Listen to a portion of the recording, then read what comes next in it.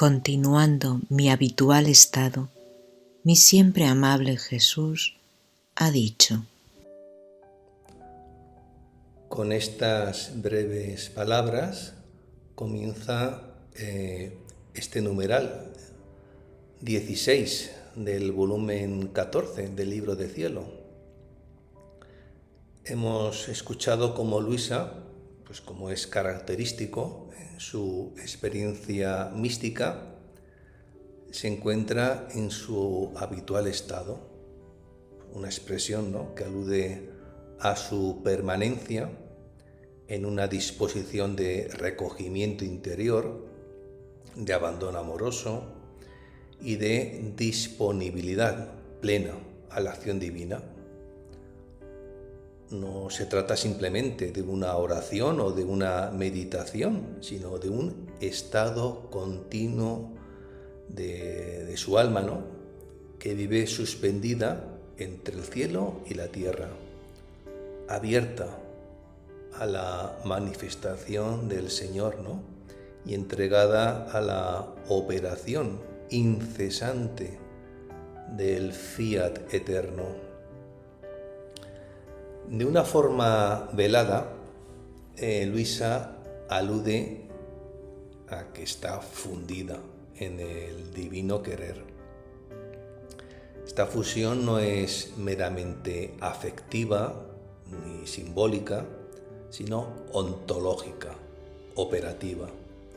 El alma está abismada en la divina voluntad, como el hierro en el fuego, perdiendo su forma para adquirir la del fuego, es decir, la del querer supremo. Se trata de un acto de abandono total, en el cual su propia entraña humana queda absorbida, queda transfigurada, sin dejar de ser libre, pero ahora adherida inseparablemente a la libertad divina. Al abismar todo su ser, no queda en Luisa pensamiento o afecto que no sea ofrecido y transformado por ese santísimo querer. Y es en esta disposición interior que Jesús se le manifiesta y le habla. No es, por tanto, una aparición ocasional, ni siquiera un impulso sentimental, sino la expresión de una relación íntima, viva, constante, donde el Señor encuentra en el alma pues un reflejo dócil y fiel de su amor. Así pues, este breve inicio ya sienta la base de todo lo que Jesús revelará a continuación. La multiplicación de su vida no se da por estrategia humanas, ni por estructuras eclesiales externas, ¿no?, sino en el alma fundida en su voluntad. En ella puede actuar Él libremente, multiplicarse, donarse y reinar.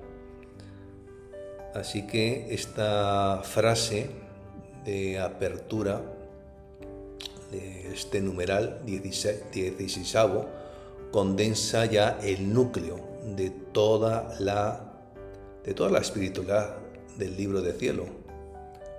La unión transformante y activa del alma con el querer divino como condición para que se cumpla el plan eterno del Altísimo en la criatura. Hija mía, conforme el alma hace sus actos en mi querer, así multiplica mi vida, de manera que, si hace 10 actos en mi voluntad, 10 veces me multiplica. Si hace 20, 100, 1000, o aún más, tantas veces de más quedó multiplicado. Esta declaración inicial del Señor, en ella se nos revela un principio clave del obrar divino en las almas que viven en la divina voluntad. ¿Cuál es la capacidad real de multiplicar la vida de Cristo a través de los actos humanos asumidos por el fiat eterno? Jesús no ha hablado en sentido figurado ni simplemente en sentido devocional, sino con una claridad, yo diría que numérica, ¿no?, que expresa una ley espiritual muy concreta. Cada vez que el alma realiza un acto en su divino querer, Jesús se multiplica. Y esta multiplicación es, claro, proporcional al número de actos realizados. Si son 10, Él se multiplica 10 veces. Si 1000 veces. No es una exageración piadosa, es un principio realmente inaudito, pero objetivo. El alma, divinizada, ¿no?, se convierte en lugar fecundo donde la vida misma del Verbo encarnado puede reproducirse. Este misterio remite a una lógica que solamente se puede comprender en el ámbito del amor y de la omnipotencia divina. La vida de Jesús, pues la vida de nuestro Señor, claro, infinita, eterna, no se agota ni se divide, sino que se comunica sin perder nada de sí misma.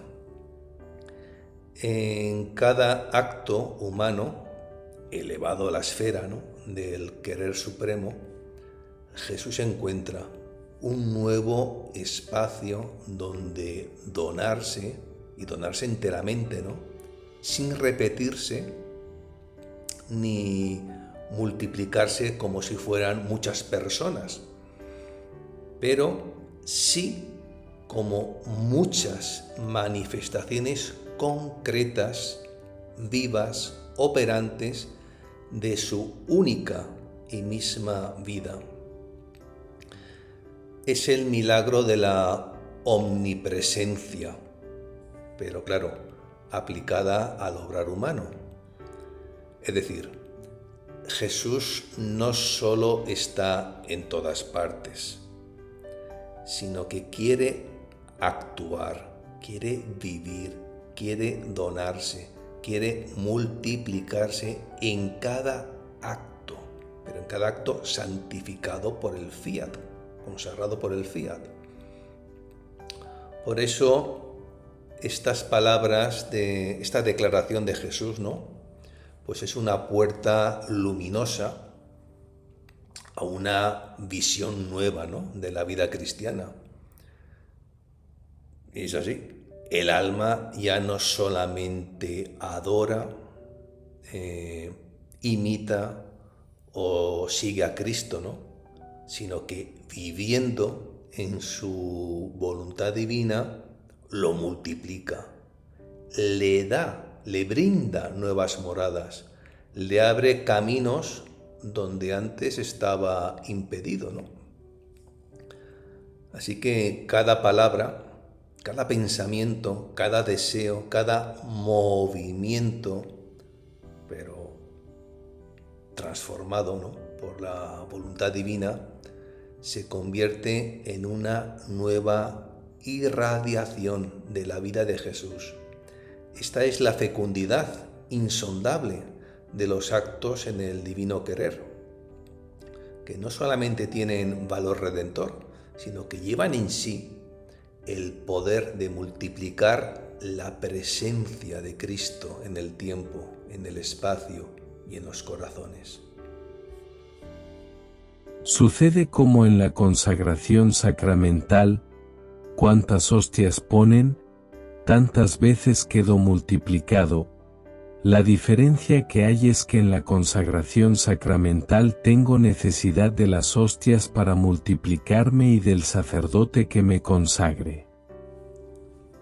Con esta comparación, Jesús introduce una analogía sublime entre la multiplicación de su presencia en la Eucaristía y la multiplicación de su vida en los actos realizados en su divina voluntad. Jesús explica que así como en la Santa Misa Él se hace presente real y sustancialmente en cada sagrada hostia que el sacerdote consagra, de igual manera su vida se multiplica en cada acto que el alma hace fundida en su querer supremo.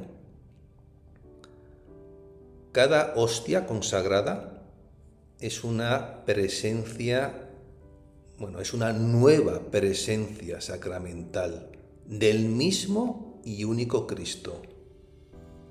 Del mismo modo, cada acto hecho en la divina voluntad es una nueva manifestación viva de su presencia en el mundo.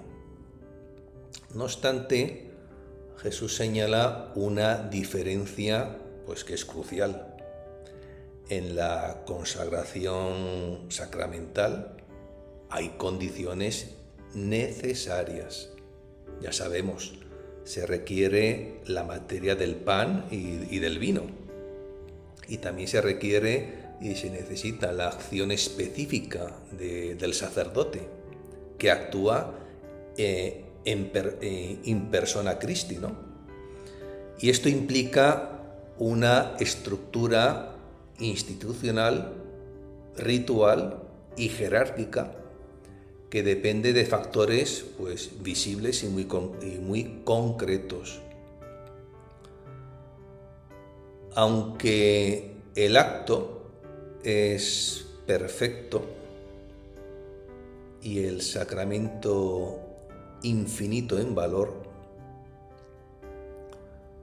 está limitado en su alcance por el número de sacerdotes, claro, y también, como no, por la disposición, ¿no?, de los fieles. En cambio, en la nueva vida, en la divina voluntad, en su voluntad divina, ¿no?, Jesús no necesita de estos elementos externos. Jesús no requiere obleas ni mediación sacerdotal, porque la materia consagrable es el mismo acto humano hecho en su santísimo querer. Y el consagrante, ¿quién es? Es la propia, ¿no?, majestad divina, la divina voluntad. Esto no significa que el sacramento de la Eucaristía sea sustituido, ni mucho menos relativizado, sino que se nos revela otro modo, un modo altísimo, mediante el cual Jesús puede multiplicarse sin depender de condiciones rituales o sacramentales. Así pues que el alma, ¿no?, unida esponsalmente, ¿no?, a la divina voluntad, se convierte en una hostia viva y su obrar en una liturgia silenciosa, donde Cristo puede multiplicarse y habitar con libertad, superando los límites que el mundo y que la historia imponen a los canales sacramentales.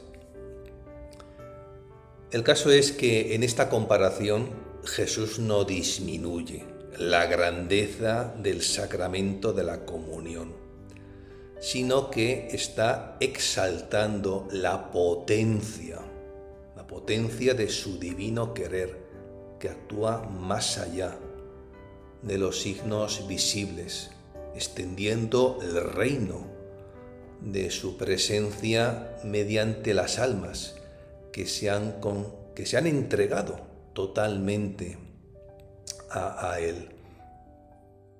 En mi voluntad para quedar multiplicado, tengo necesidad de los actos de la criatura, donde más que hostia viva, no muerta como las hostias antes de consagrarme, mi voluntad me consagra y me encierra en el acto de la criatura, y yo quedo multiplicado en cada acto suyo hecho en mi voluntad. Acabamos de escuchar cómo en este fragmento Jesús profundiza aún más en el misterio de la multiplicación de su vida en los actos humanos realizados en la divina voluntad, revelando, pues con una claridad amorosa, cómo estos actos se convierten en moradas vivas, donde Él mismo puede consagrarse y habitar. Nos dice que para quedar multiplicado en su santa voluntad, necesita de los actos de la criatura. Esta necesidad no es una necesidad de carencia o de debilidad, sino de amor libremente dispuesto a actuar solo cuando encuentra correspondencia. Dios, en su omnipotencia, ha querido depender de la libre colaboración del hombre para realizar en él y a través de él, a través de nosotros, los hijos del fiat voluntas tua, pues realizar todos los prodigios del querer eterno.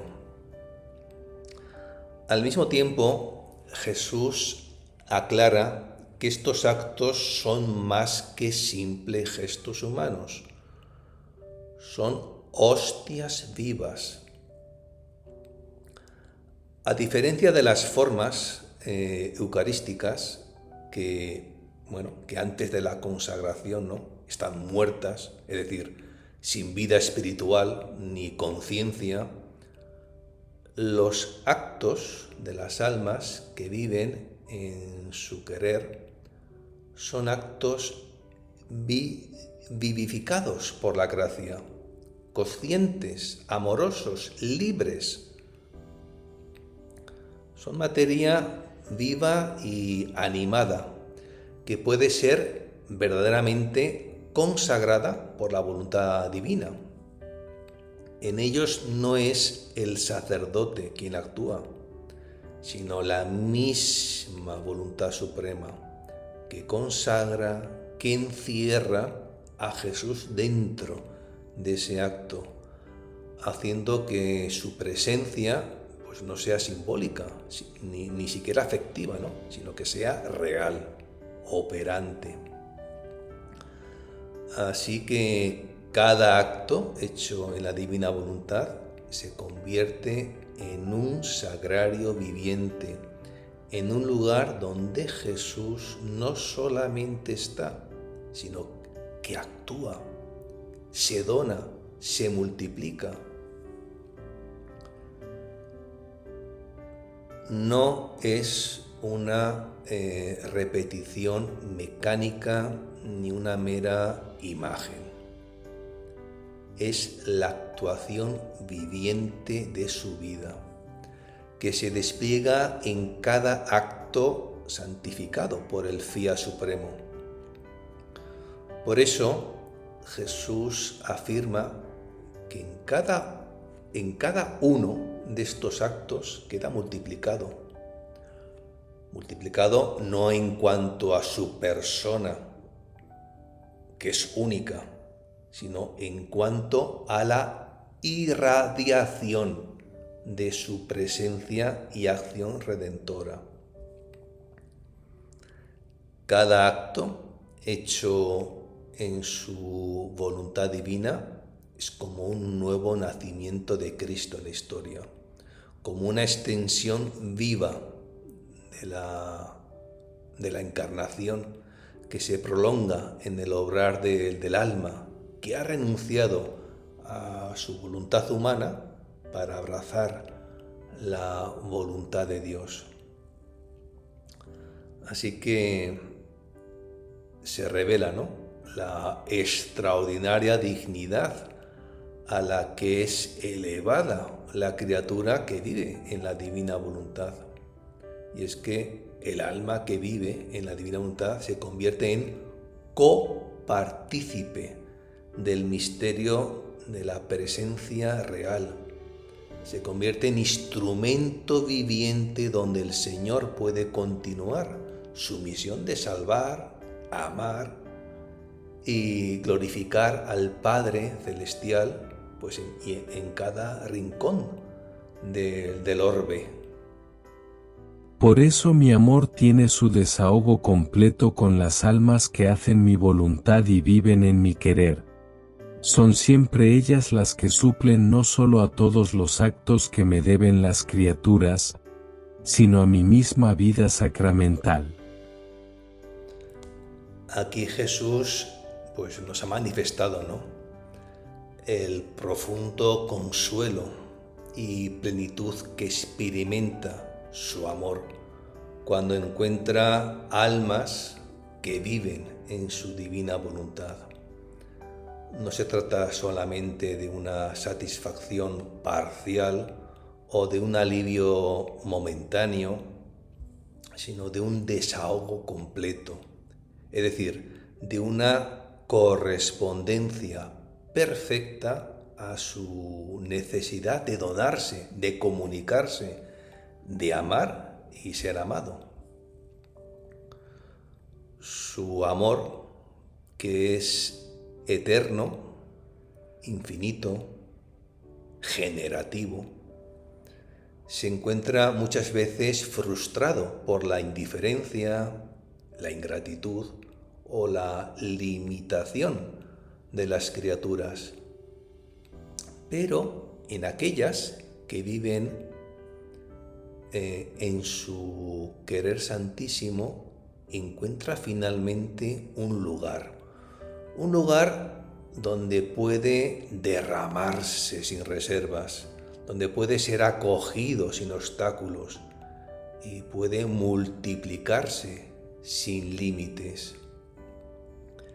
Estas almas, los hijos, ¿no?, del fiat voluntas tua, ¿no?, estas almas no solo le dan amor, sino que también suplen.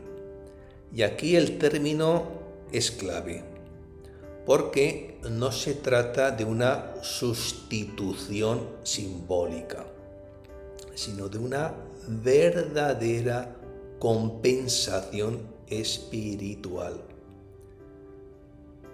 En ellas se restituye todo aquello que las demás criaturas no le dan.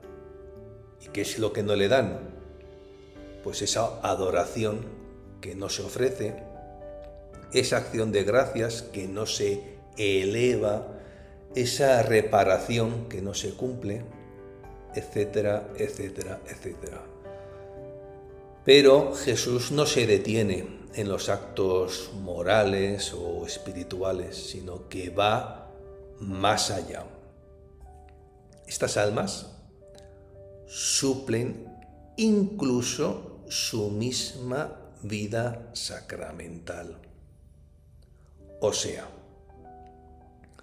hacen posible que su presencia real y sustancial, la misma que se da en la Eucaristía,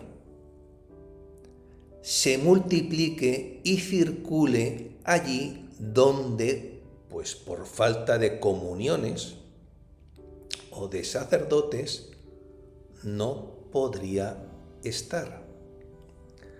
Este es uno de los misterios más audaces del libro de cielo, ¿no? La posibilidad real de que el alma que vive en el divino querer se convierta en una extensión viva del misterio eucarístico. Claro que no por usurpación del sacramento, sino por una participación espiritual directa y fecunda en la obra de Cristo. Jesús encuentra en estas almas lo que no haya en tantos vacíos, ¿no? Altares de piedra, ¿no? ¿Qué es lo que no encuentra? Pues disposición, amor, continuidad y sobre todo un acto humano transformado en altar, en hostia, en sagrario. Así, su vida sacramental, que tantas veces queda limitada en su eficacia, pues por falta de receptividad o de medios visibles, se prolonga, se expande y se actualiza por medio de estos actos hechos en su divina voluntad.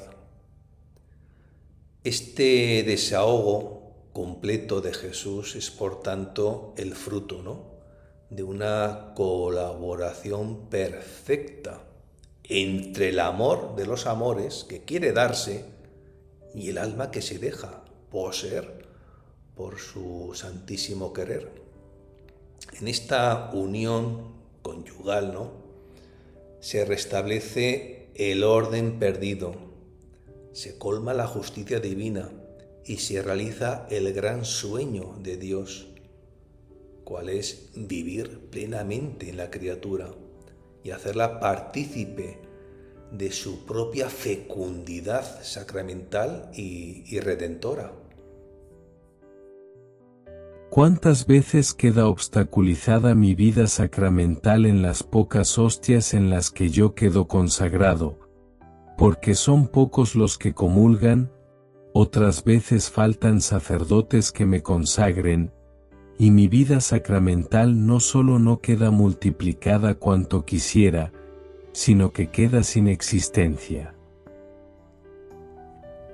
Realmente Jesús ha expresado, ¿no?, con dolorosa claridad el sufrimiento de su amor ante las limitaciones que encuentra su vida sacramental en el mundo. Aunque el Señor se ha entregado, y se ha entregado sin medida en la Eucaristía, aunque ha querido permanecer realmente presente en el Santísimo Sacramento del altar como alimento, compañía y salvación para todas las almas, su presencia queda a menudo obstaculizada. De ahí que Jesús, ha explicado que son pocas las hostias en las que puede consagrarse, y esto no por falta de poder divino, sino porque son pocos los que comulgan. Y en muchas ocasiones faltan incluso sacerdotes, ¿no?, que celebren la Santa Misa, ¿no? Así que claro, la vida eucarística de Jesús se ve restringida, no en su eficacia intrínseca, que es infinita, sino en su difusión y en su posibilidad de ser recibida.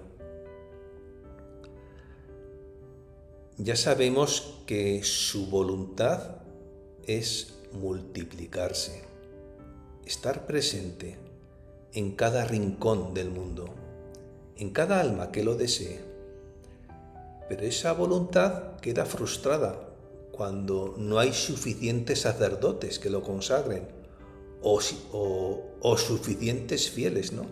Que lo comulguen, que lo reciban. El drama del corazón eucarístico de Cristo, ¿no? Es que el Santísimo Sacramento del altar, perfecto y perpetuo, no siempre encuentra los medios humanos para alcanzar a todos.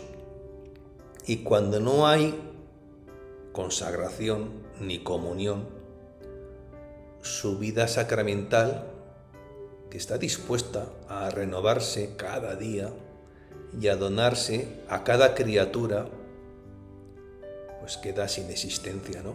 Es decir, permanece suspendida, como un río de gracia, pues contenido, sin cauce ni dirección.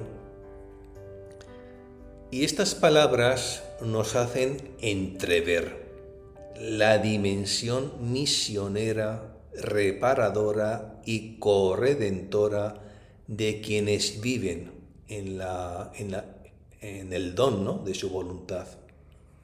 El Señor, que desea multiplicarse, que anhela ser alimento cotidiano de todas las almas, encuentra en los límites del mundo,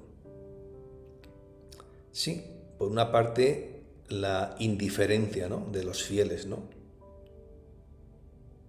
También la escasez de vocaciones sacerdotales, la falta de amor, ¿no?, por la Eucaristía, un muro que impide la realización plena de su deseo. Por eso, y aquí viene, pues bueno, la grandeza, ¿no?, de el siempre más del Señor, ¿no?, prepara otra vía, otra forma que no niega el sacramento, pero lo prolonga y lo extiende. El alma, fundida en su querer eterno, santo, ¿no?, donde puede multiplicarse sin depender de obleas ni de sacerdotes, en esa alma, ¿no?, puede Jesús dar cumplimiento a ese deseo, ¿no?, de amor, ¿no?, que tantas veces, pues bueno, en el ámbito sacramental queda insatisfecho. Oh, cómo sufre por ello mi amor. Quisiera multiplicar mi vida todos los días en tantas hostias por cuantas criaturas existen para darme a ellas, pero en vano espero, mi voluntad queda sin efecto. Con esta exclamación, Jesús deja al descubierto la intensidad de su amor y el dolor que experimenta cuando este amor no puede realizar plenamente su designio. No se trata de un deseo abstracto o simbólico, sino de un anhelo concreto, real, ardiente. Jesús quiere multiplicar su vida todos los días en tantas hostias como criaturas existen. Es decir, quiere ser alimento, presencia viva, don total para cada alma creada por el Padre, ¿no? Su amor no es selectivo ni reservado a unos pocos. Su amor es universal, inclusivo, personal. Él desea darse a cada ser humano como si fuera el único. Y quiere darse, pues en un gesto eucarístico que supere todas las fronteras y toda medida. Sin embargo, ya sabemos que ese deseo encuentra un obstáculo. Su voluntad, que es fuente de vida, de gracia y de donación incondicional, queda sin efecto. Jesús espera, pero en vano. Su corazón permanece en tensión amorosa, dispuesto a multiplicarse. Pero las condiciones externas impiden la realización de este prodigio cotidiano. La falta de comuniones, la escasez de sacerdotes y también hay que decirlo, la indiferencia de los bautizados, la tibieza en la fe, todo ello constituye un muro que frena el paso del amor divino, como si un sol ardiente, quedara cubierto por densas nubes que impiden que su luz y su calor pues lleguen a la tierra. Obviamente, el amor de Jesús es eficaz por naturaleza, pero ha querido depender libremente de la cooperación de las criaturas para que se realice plenamente. Esto es, no se impone, no fuerza, no viola la libertad, por eso sufre, porque el amor de los amores está listo, pero no encuentra dónde derramarse.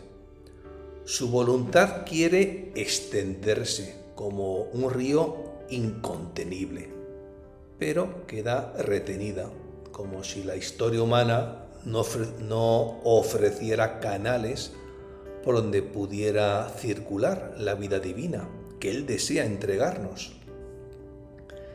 Y este dolor de Jesús no es un dolor pasivo o resignado, es un dolor que revela la urgencia de su plan de redención y de redención universal.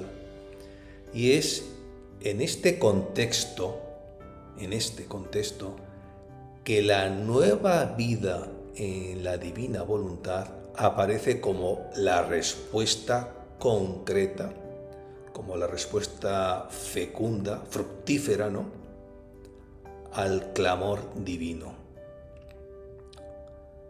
Allí donde no hay copones, allí donde no hay ministros ordenados, allí donde no hay comuniones sacramentales, los actos del alma fundida en el fiat eterno se convierten en nuevas hostias vivas, se convierten en nuevas moradas, nuevos sagrarios, donde Jesús puede realizar el deseo que en el ámbito sacramental queda muchas veces frustrado, La criatura que vive en su querer supremo le da espacio, le da materia, le da libertad.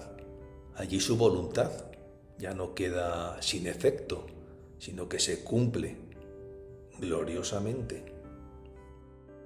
Pero lo que he decidido, todo tendrá cumplimiento. Por eso tomo otro camino y me multiplico en cada acto de la criatura hecho en mi querer, para hacerme suplir a la multiplicación de las vidas sacramentales. Esta afirmación solemne, con esta Jesús manifiesta la firmeza irrevocable de su voluntad omnipotente, suprema, eterna, santa.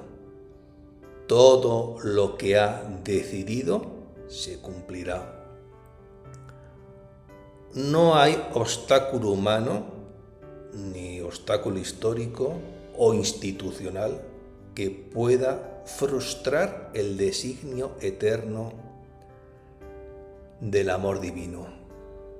A pesar de las resistencias, indiferencias o ausencias que impiden la plena realización de su vida sacramental, el Señor no se detiene. Su voluntad es invencible. Y cuando un camino se cierra, Él abre otro. Y ese nuevo camino que abre, claro que no anula ni reemplaza el sacramento, sino que lo prolonga, lo expande. Es la multiplicación de su vida en cada acto hecho en la divina voluntad. Esta firmeza, ¿no?, irrevocable, ¿no?, esa firmeza, ese nuevo giro, ¿no?, en el plan divino, ¿no?,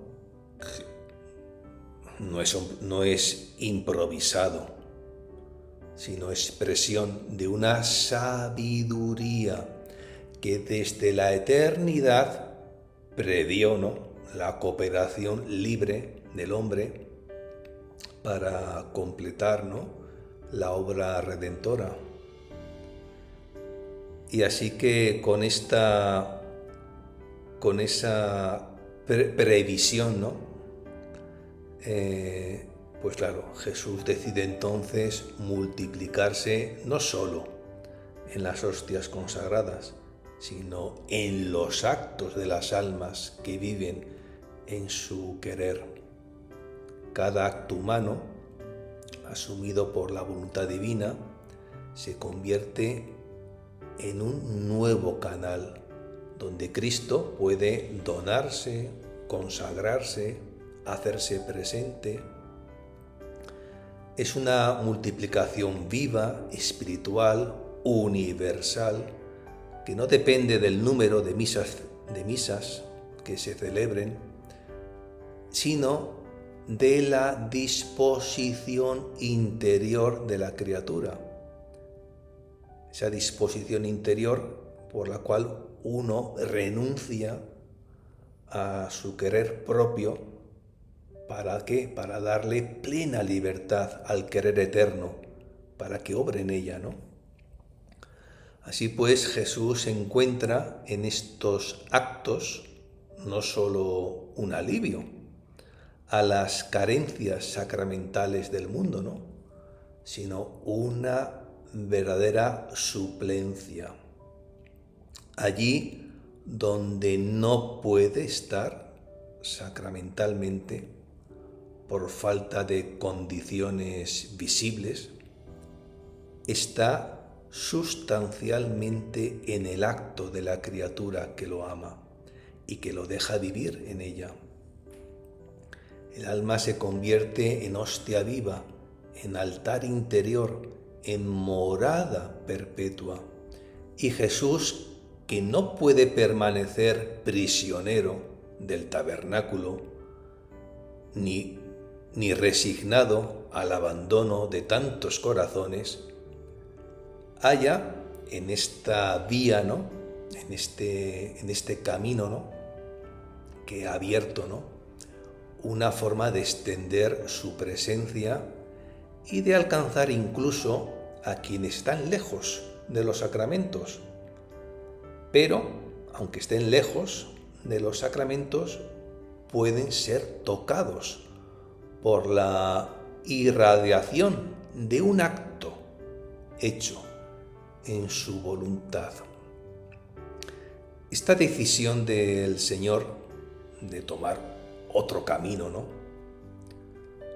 no revela un cambio en su deseo, sino esta decisión lo que hace es revelar una manifestación de su inagotable amor, incluso de su creatividad redentora. Ah, sí, solo las almas que vivan en mi querer suplirán a todas las comuniones que no reciben las criaturas, a todas las consagraciones que no son hechas por los sacerdotes, en ellas encontraré todo, aun la misma multiplicación de mi vida sacramental. Con toda esta declaración, el Señor condensa el núcleo del mensaje, que se nos desvela, ¿no?, en este numeral. Solo las almas que viven en su divina voluntad pueden suplir plenamente las carencias que sufre su amor en el ámbito sacramental. Y no lo hacen desde una capacidad propia, ni desde un mérito humano, sino porque al vivir fundidas, ¿no?, en su divino querer, se convierten en instrumentos del mismo obrar divino, en prolongaciones vivas de su misma voluntad omnipotente. En estas almas, Dios encuentra la disposición que muchas criaturas no ofrecen. Encuentra el altar interior que no haya en templos vacíos. Encuentra la correspondencia que le es negada en tantas comuniones, comuniones distraídas, ¿no?, o comuniones rutinarias. Jesús declara que estas almas suplen todas las comuniones no recibidas por los fieles. Cada vez que una criatura deja de comulgar, ya sea por negligencia, ¿no?, por ignorancia, por pecado o por circunstancias notorias, el amor de Cristo queda sin ser acogido. Pero en el alma que vive en el divino querer, Jesús, amor eucarístico, el Señor encuentra un canal abierto y continuo donde su corazón puede ser recibido sin interrupción. De este modo, la criatura que vive en la divina voluntad no solamente se convierte en adoradora, sino también en receptáculo permanente del don eucarístico. Su vida entera se convierte en una comunión ininterrumpida, existencial, donde Jesús puede entrar, reposar, amarse y multiplicarse. Del mismo modo, Jesús afirma que estas almas suplen todas las consagraciones no hechas por los sacerdotes. Estamos en un mundo donde muchas veces faltan ministros, ¿no?, o donde las celebraciones eucarísticas son muy escasas o aún peor, ausentes, ¿no? Afortunadamente, estas almas ofrecen a Jesús la posibilidad de consagrarse espiritualmente en cada uno de sus actos. No se trata de replicar el rito sacramental, sino de ofrecerle materia viva, esto es, el obrar humano, unido a su voluntad santísima, para que Él que es el sumo y eterno sacerdote, se consagre a sí mismo en estos actos y se multiplique realmente en ellos. Por eso Jesús ha concluido con estas palabras, ¿no?, con esta afirmación que es definitiva: en ellas encontraré todo. No falta nada donde reina su voluntad. No hay vacío, no hay omisión, no hay soledad para el amor divino, porque en estas almas Jesús halla lo que no encuentra en el mundo: acogida, reparación, fecundidad, compañía, donación plena. Incluso la multiplicación de su vida sacramental, que en el orden visible depende de condiciones externas, se realiza espiritualmente en ellas, con una plenitud que toca los confines de la historia. De ahí que en las almas que viven en su divino querer, Jesús encuentra la realización anticipada de su reino eterno y universal. Son como sagrarios vivientes donde el don de la Eucaristía no solo es prolongado, sino expandido, vivificado, universalizado. Allí la voluntad de Dios, tantas veces impedida en la historia, encuentra su cumplimiento glorioso. Allí el amor divino descansa. Allí verdaderamente la vida de Cristo se multiplica sin límites. Por eso te repito que tu misión es grande, a misión más alta, más noble, sublime y divina no podría escogerte.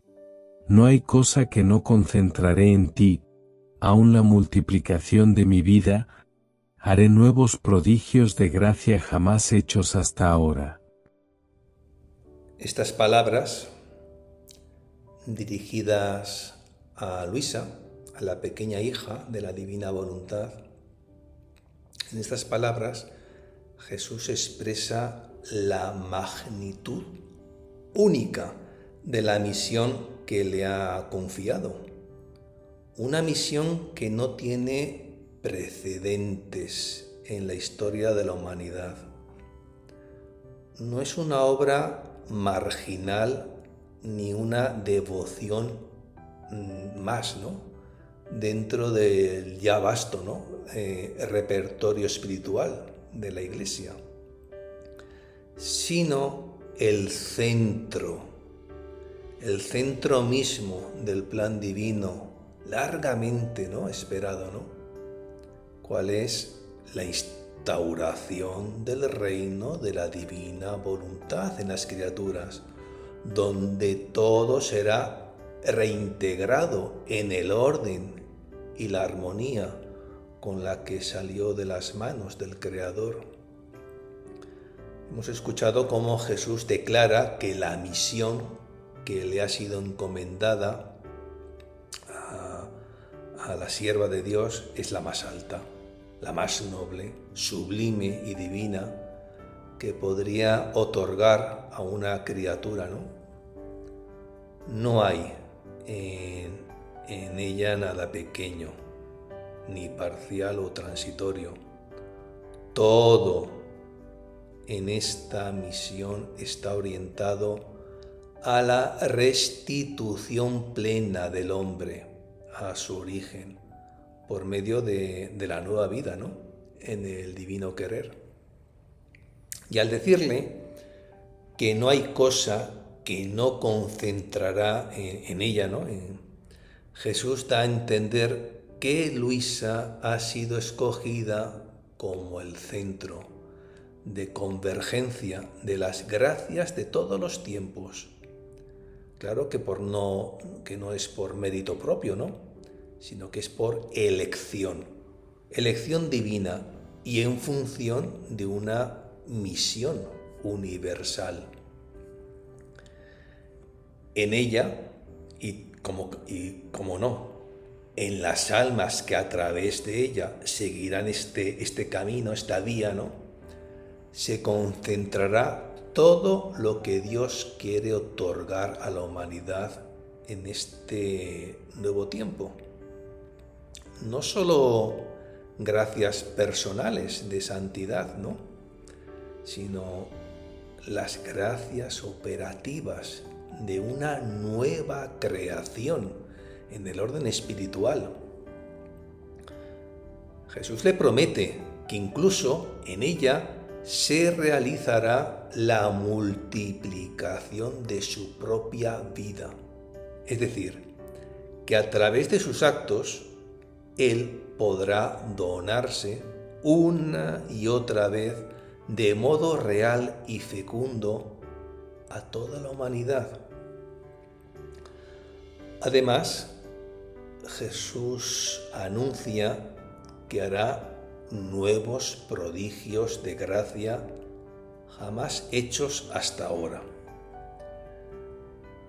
Y esto está remitiéndonos a una plenitud que inaugura un modo de vivir en Dios completamente nuevo en su intensidad, aunque radicado, ¿no?, en la tradición eterna del amor trinitario. No se trata de milagros, sino de prodigios, pero prodigios interiores, profundos, ontológicos. ¿De qué prodigios? La transformación del alma humana en morada estable de la divina voluntad, la restitución del hombre, de los descendientes de Adán, a su estado original de comunión continua, la participación de la criatura en los actos eternos del Creador. Por eso no es una exaltación personal de Luisa, es una declaración del papel que Luisa, y con Luisa pues todos los hijos de la divina voluntad, ese papel, ese rol, ¿no?, que Luisa tiene en el despliegue de una misión destinada a todos los que acogerán el don de vivir en la divina voluntad. Jesús habla como quien inaugura una era nueva en la historia de la salvación, y que ella es la depositaria, ¿no?, la primera llamada, ¿no?, la que abre las puertas para que todos puedan entrar. Por eso la grandeza de su misión no radica en su persona, ¿no? ¿Dónde radica? Pues cómo no, en la voluntad suprema que vive en ella, en lo que Dios quiere hacer en todos a través de ella. Por eso te pido, sé atenta, séme fiel, haz que mi voluntad tenga vida siempre en ti, y yo en mi mismo querer en ti, encontraré toda completada la obra de la creación, con mis plenos derechos, y todo lo que quiero.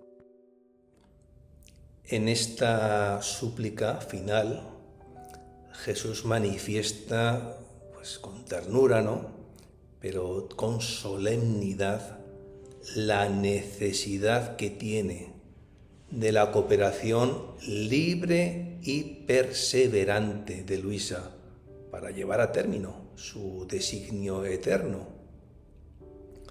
De ahí que le pide atención y fidelidad, no como una exigencia moral externa, sino como condición interior indispensable para que su voluntad santísima pueda tener vida, y vida continua en ella, ¿no?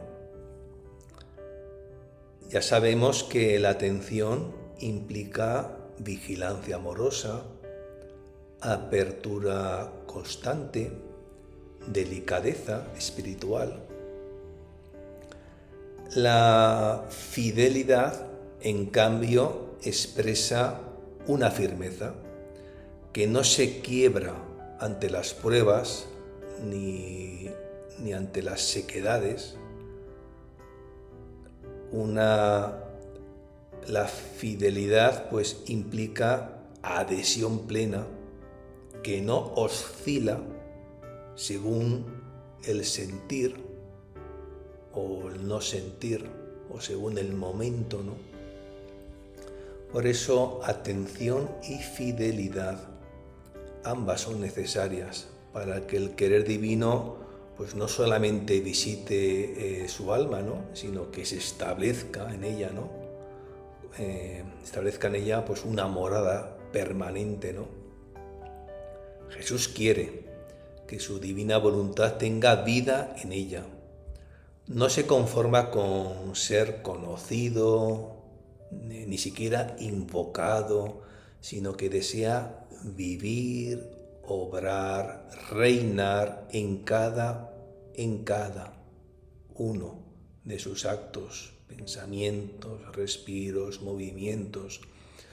Su deseo es absoluto, que su querer sea el principio vital que anime todo en Luisa, como el alma anima, ¿no?, al cuerpo. Y en esa fusión, el Señor viviendo, ¿no?, en su mismo querer dentro de ella, ¿no?, podrá realizar algo que ni siquiera la creación original logró contener. ¿Qué es? Pues encontrar toda completada, ¿no?, la obra de la creación. La creación salió perfecta, ¿no?, de las manos de Dios, pero quedó sin embargo herida, truncada por la caída.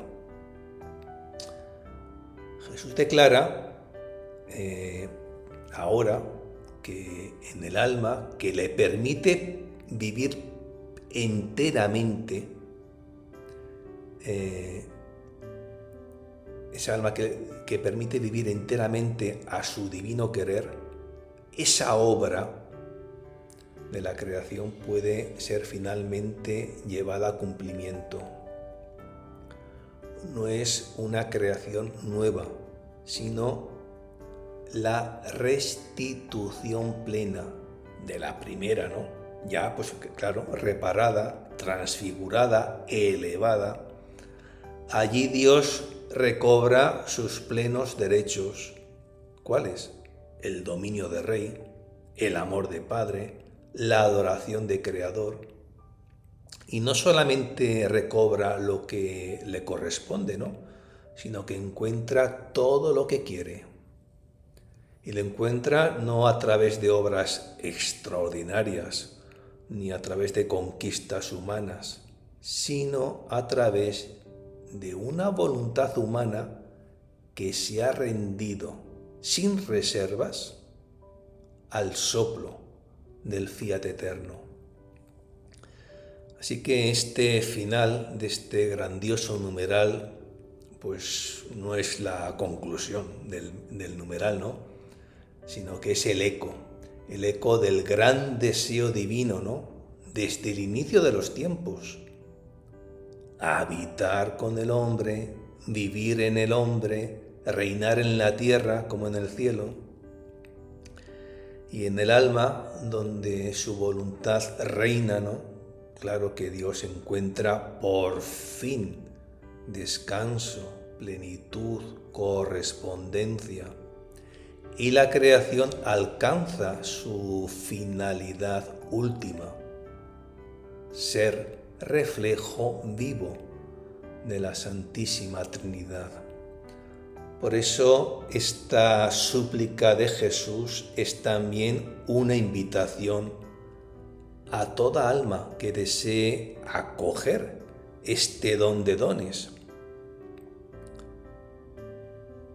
Ser atenta, ser fiel, dejar que su voluntad viva en nosotros, para que en cada uno de nosotros se cumpla el sueño eterno del Creador.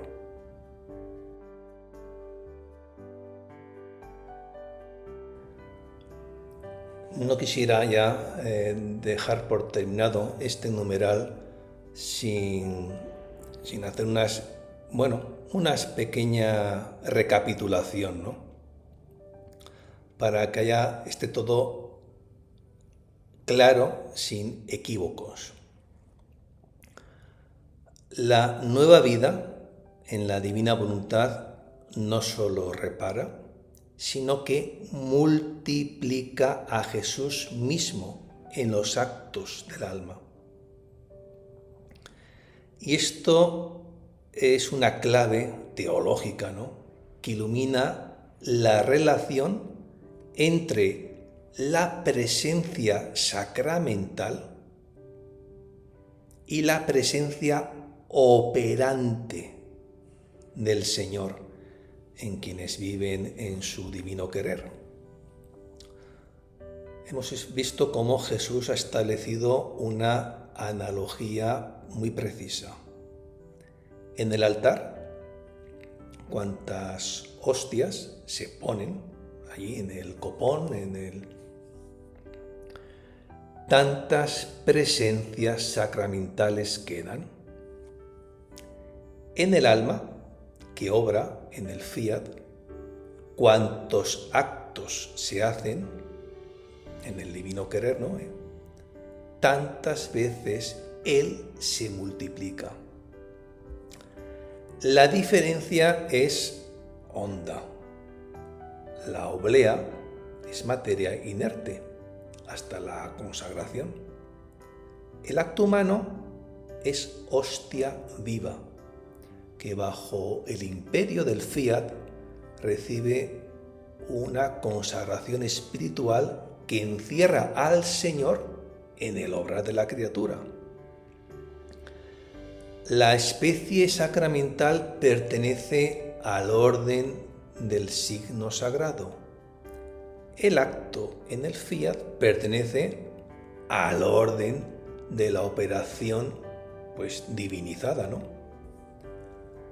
Nada de esto suplanta al sacramento, ni compite con él. La multiplicación operante en la divina voluntad no es una segunda Eucaristía paralela, ¿no?, sino es el desahogo del mismo amor de los amores, el amor divino, que queriendo darse sin medida, encuentra en los actos de luz, en los actos divinos, divinizados, ¿no?, otro cauce, pero un cauce legítimo y querido, ¿no? Por eso el sacramento permanece como fuente y cumbre. La vida en el fiat abre canales para que irriguen con su savia, ¿no?, lo que el sacramento significa, contiene y realiza. Por eso no hay sustitución, hay plenitud de irradiación. Y en esta luz se entiende el dolor de Jesús. Son pocos los que comulgan, ¿no? Faltan sacerdotes que consagren. Es el sufrimiento de un amor que quiere multiplicarse hasta alcanzar a toda criatura, ¿no?, y alcanzarla cada día. Y que ante los obstáculos del tiempo, de la historia, ¿no?, toma otro camino. ¿Qué camino? Consagrarse en los actos de quienes viven en su voluntad suprema. Y aquí brilla la teología del acto, ¿no? El acto hecho en la divina voluntad es un espacio real de inhabitación y acción de Cristo. No es solo mérito o virtud, es lugar, receptáculo, forma viva, donde el Emmanuel se encierra y opera, obra. Por eso el alma aporta disponibilidad, fidelidad, adhesión sin fisuras a ese querer divino que consagra, ¿no? El resto lo hace el fiat, que es el que eleva, transforma y multiplica, ¿no? Y esta multiplicación tiene alcance eclesial, ¿no? Jesús afirma que esas almas suplen a las comuniones que no se reciben o a las consagraciones que no se realizan.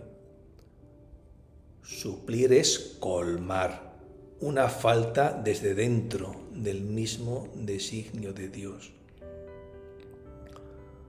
Así la Iglesia peregrina, ¿no?, herida por ausencias, negligencias o imposibilidades, recibe por la vía del fiat una difusión de la vida de Cristo que circula por el cuerpo místico, por el cuerpo entero, ¿no?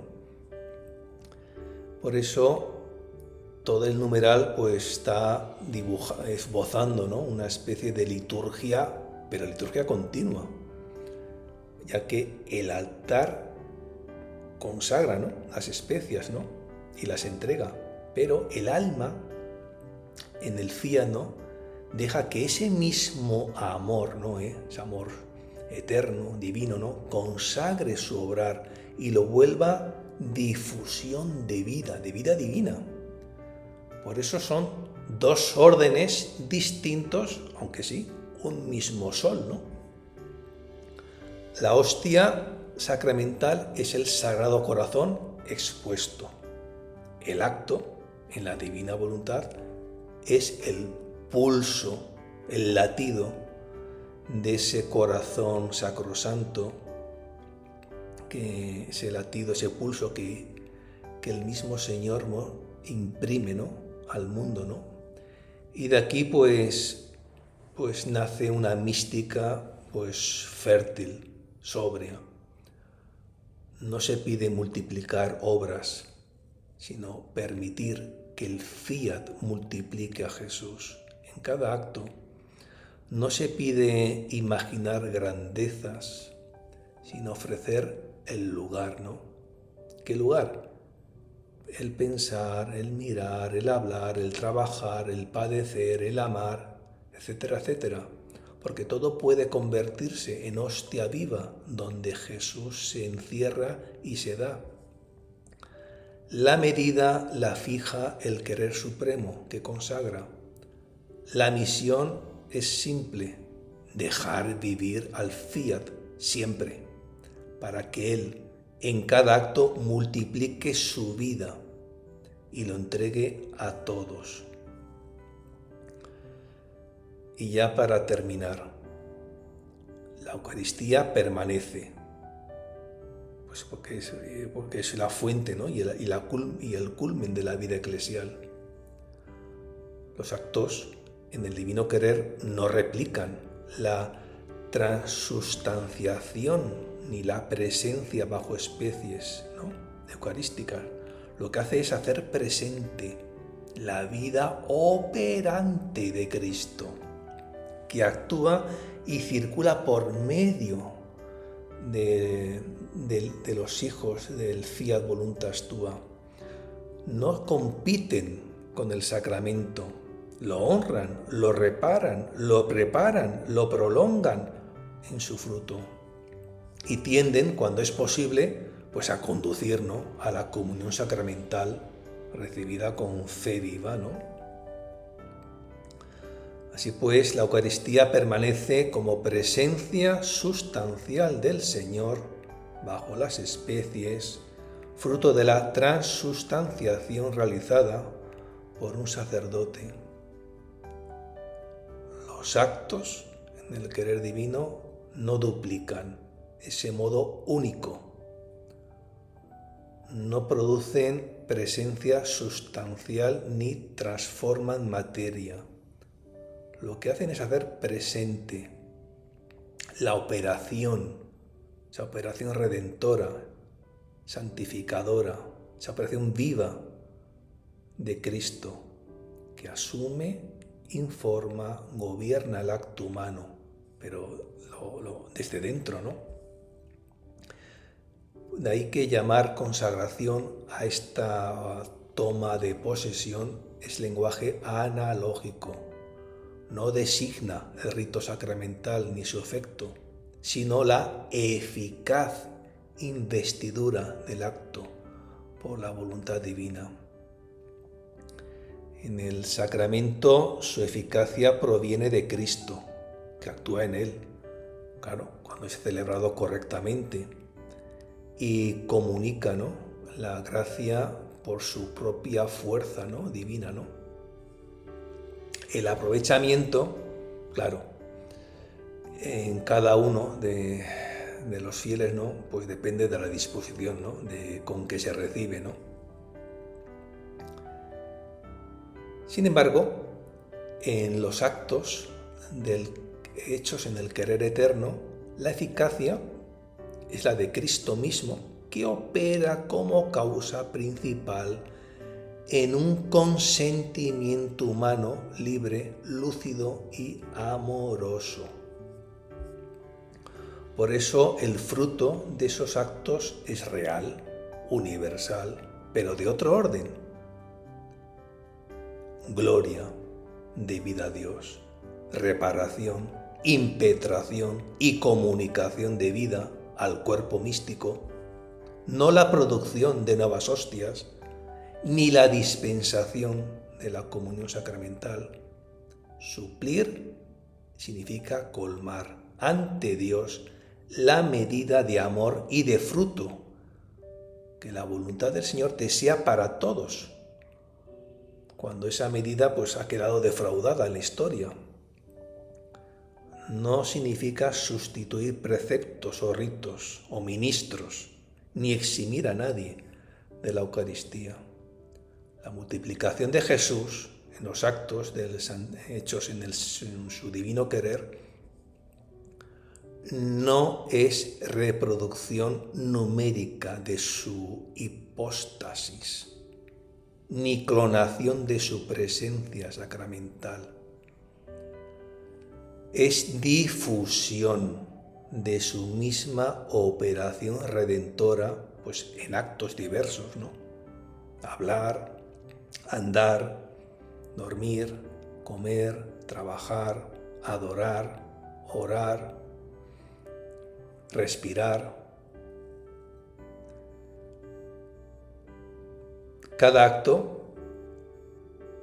En cada acto, Cristo obra en la criatura, pero sin confundirla ni absorberla, y la criatura coopera.